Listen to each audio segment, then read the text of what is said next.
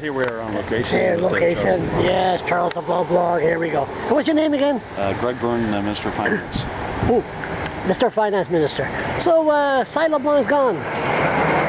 Yes, Mr. LeBlanc has decided not to reoffer, and of course, whenever there is an election, there are going to be many candidates that decide that they'd like to move on. Some for family reasons, a variety of reasons, and Mr. LeBlanc spend more time with his family. Oh, the wind. Sorry, Greg. Sorry, Greg. The wind. And perhaps that is it. So I'm not sure the reasons for Mr. LeBlanc, but our focus, of course, as a party, is going to be on winning that seat for the Liberal Party, and we've got a great candidate with Roger Melanson.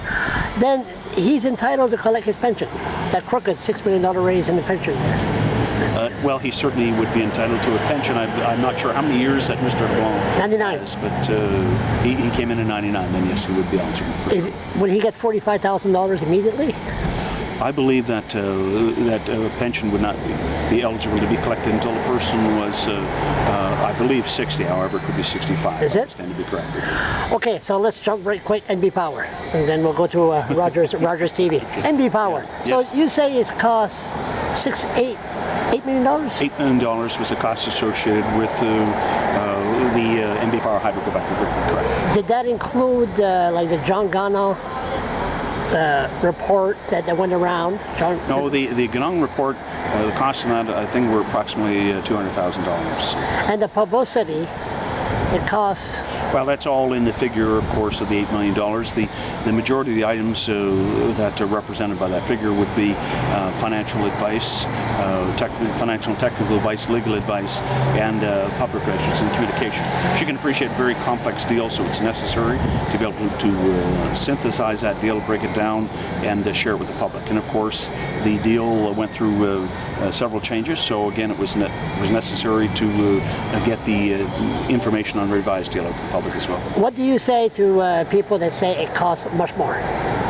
Well, again, I'm sure politically the opposition will argue that point, although because they will argue, there's a cost of civil service involved with the deal, but the majority of the costs, the vast majority of the costs, are represented by the $8 million figure that we have put forward. It's hard to break down a time for a civil servant, just like, for example, you don't break down the time that a teacher's salary equates to how much time they teach math or English or other subjects. So it was necessary for the province to get a lot of outside expertise, and they did the majority of the work on the agreement. Obviously, there's some interaction with provincial government. But if that's the case, for example, you could use that argument, under the Lord government, $16.5 million was spent on the restructuring of NB Power. Well, you could also apply the same principle. Obviously, there'd be people involved, employees of NB Power involved, and employees of government as well. And so there'd be those additional costs. Thanks a lot, Greg. Okay.